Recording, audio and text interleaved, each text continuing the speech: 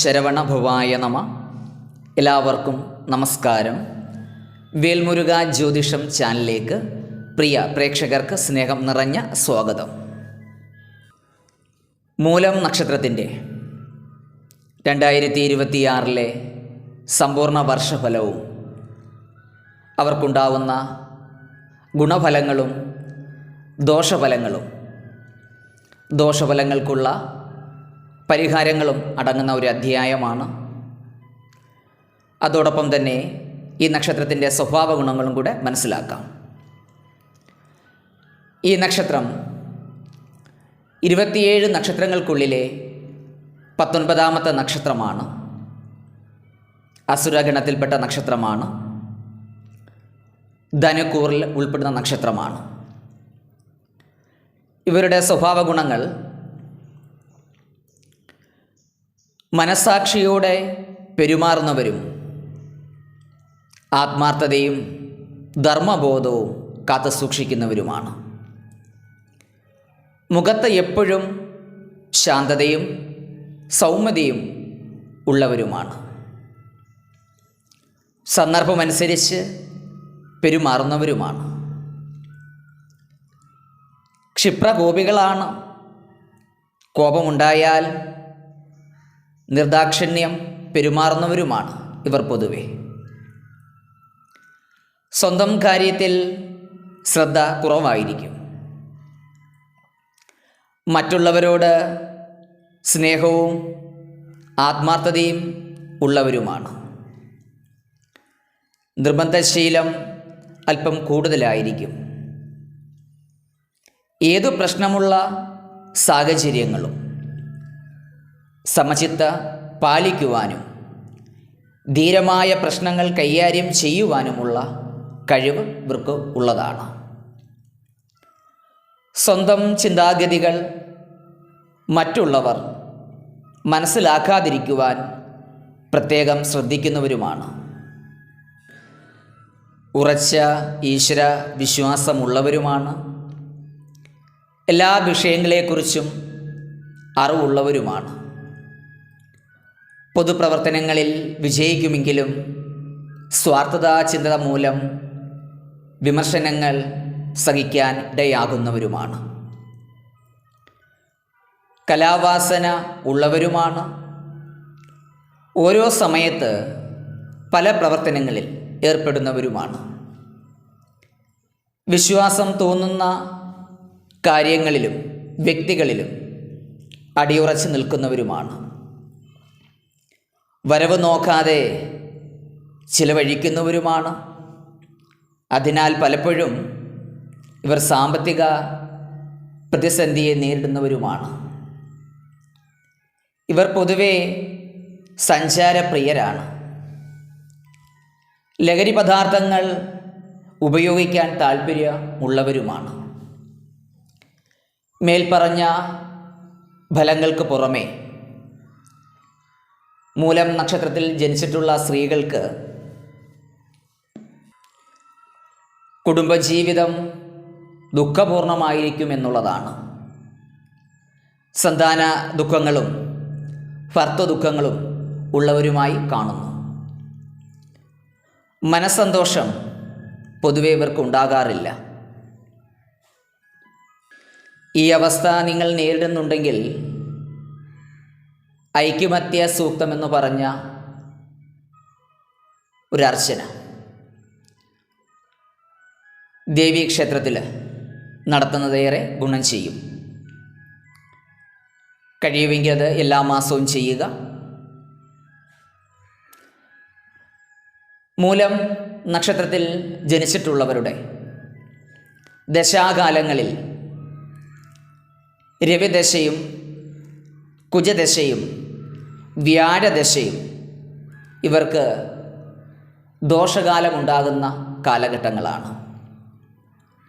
ഇതിലെ വ്യാഴദശ ഗുണദോഷ മിശ്രമായിട്ടാണ് വരിക.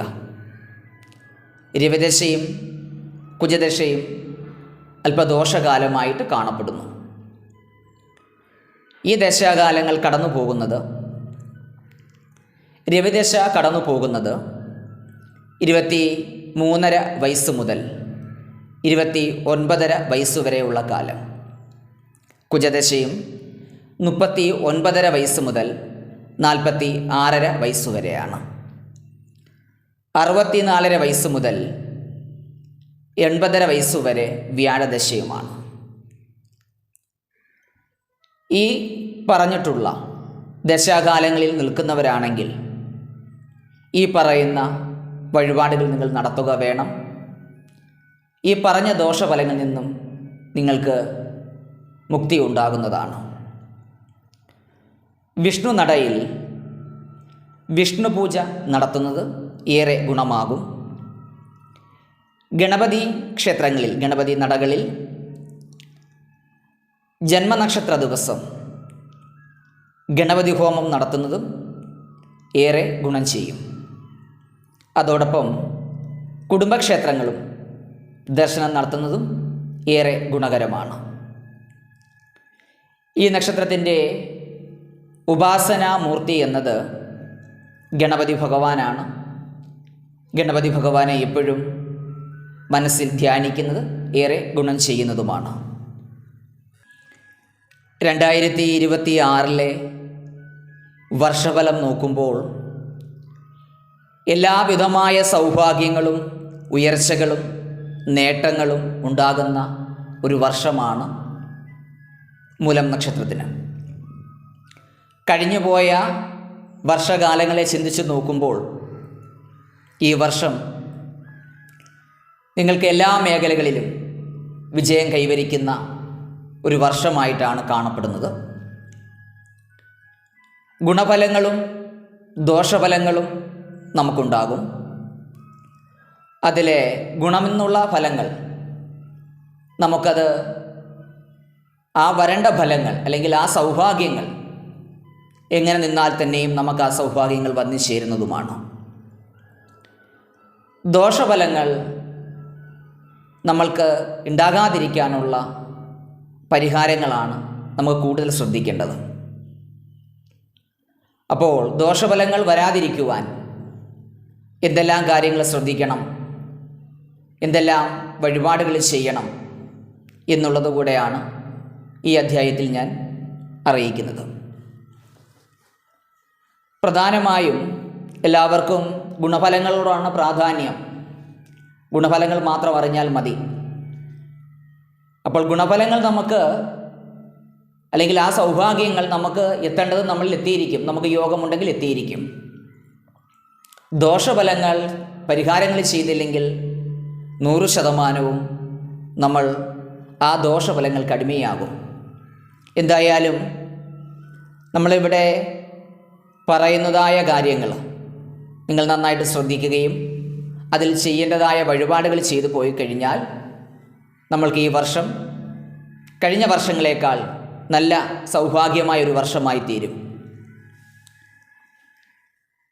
ബിസിനസ് മേഖലയിൽ പ്രവർത്തിക്കുന്നവർക്ക് നേട്ടങ്ങളൊക്കെ കൈവരിക്കുന്ന ഒരു വർഷമാണ്.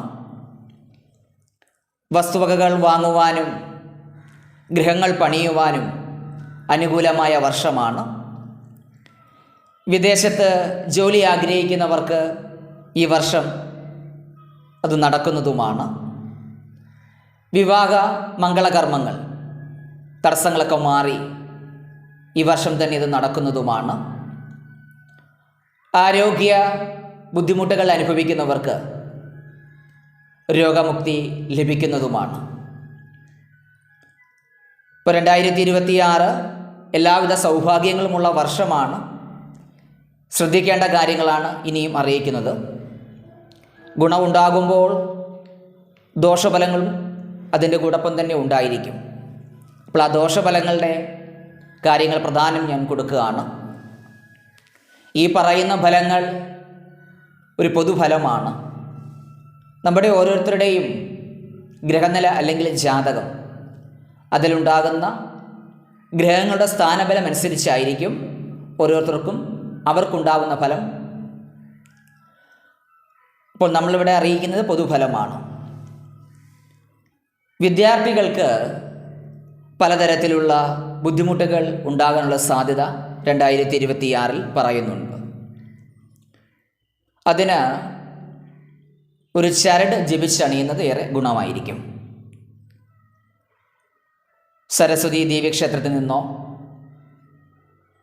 ഭദ്രകാളി ക്ഷേത്രനടയിൽ നിന്നോ ചരട് ജപിച്ചണിയുക ആ വിദ്യാർത്ഥികൾക്കുണ്ടാകുന്ന തടസ്സങ്ങൾക്ക് മാറ്റം ഉണ്ടാകുന്നതുമാണ്.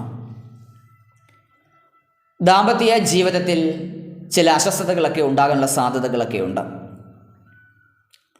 അങ്ങനെയുള്ള അവസ്ഥകൾ ഉണ്ടാകാതിരിക്കാൻ ഐക്യമത്യ ഹോമം നടത്തുന്നത് ഏറെ ഗുണം ചെയ്യും. എല്ലാ മാസവും ചെയ്യാൻ കഴിയുമെങ്കിൽ അത് ചെയ്യുക, അതല്ലെങ്കിൽ 3 മാസം കൂടുമ്പോഴെങ്കിലും ചെയ്യാൻ ശ്രമിക്കുക. സാമ്പത്തികം കൈകാര്യം ചെയ്യുന്നതിൽ നന്നായിട്ട് ശ്രദ്ധിക്കണം. സാമ്പത്തിക നഷ്ടങ്ങൾ വരാനുള്ള സാധ്യതകളൊക്കെ ഉണ്ട്. അതോടൊപ്പം വാഹന മേഖലകളിൽ പ്രവർത്തിക്കുന്നവരും അല്പം ശ്രദ്ധിക്കുന്നത് നന്നായിരിക്കും. ജലം, അഗ്നി എന്നീ മേഖലകളിൽ പ്രവർത്തിക്കുന്നവരും ശ്രദ്ധിക്കുക വേണം. ഈ നക്ഷത്രത്തിൻ്റെ ഉപാസനാമൂർത്തിയായിരിക്കുന്ന ഗണപതി ഭഗവാന് ഗണപതി ഹോമം നടത്തുന്നതേറെ ഗുണം ചെയ്യുന്നതാണ്. 2026 ഉണ്ടാകുന്ന ദോഷഫലങ്ങൾക്ക് ഒരു ഏക പരിഹാരമാണ് ഭഗവാന് കറുകമാല വാങ്ങി സമർപ്പിക്കുന്നതും ഏറെ ഗുണം ചെയ്യും. 2026 വർഷഫലം നോക്കുമ്പോൾ ഗുണവും ദോഷവും കലർന്ന ഒരു ഫലമായിട്ടാണ് കണ്ടിരിക്കുന്നത്. അപ്പോൾ ദോഷഫലങ്ങൾക്കുള്ള പരിഹാരങ്ങളും ഞാൻ അറിയിച്ചിട്ടുണ്ട്. അപ്രകാര വഴിപാടുകൾ നിങ്ങൾ ചെയ്യുക. മൂലം നക്ഷത്രത്തിൽ ജനിച്ചിട്ടുള്ള എല്ലാവർക്കും എല്ലാവിധത്തിലുമുള്ള ഐശ്വര്യങ്ങളും നേട്ടങ്ങളും വിജയങ്ങളുമെല്ലാം വന്നു ചേരട്ടെ എന്ന് ജഗദീശ്വരനോട് പ്രാർത്ഥിച്ചുകൊണ്ട് വേൽമുരുക ജ്യോതിഷം ചാനലിൽ വരുന്ന വീഡിയോകൾ നിങ്ങൾക്ക് ഇഷ്ടമായെങ്കിൽ ലൈക്ക് ചെയ്യുക, ഷെയർ ചെയ്യുക, സബ്സ്ക്രൈബ് ചെയ്യുക. നിങ്ങളുടെ നക്ഷത്രവും പേരും വയസ്സും കമൻറ്റ് ബോക്സിൽ രേഖപ്പെടുത്തുക. എൻ്റെ പ്രാർത്ഥനയിൽ നിങ്ങളെയും ഉൾപ്പെടുത്താം. ജഗദീശ്വരൻ്റെ അനുഗ്രഹം എല്ലാവർക്കും ഉണ്ടാകട്ടെ എന്ന് പ്രാർത്ഥിച്ചുകൊണ്ട് പുതിയ അധ്യായത്തിൽ കാണാം. നന്ദി, നമസ്കാരം.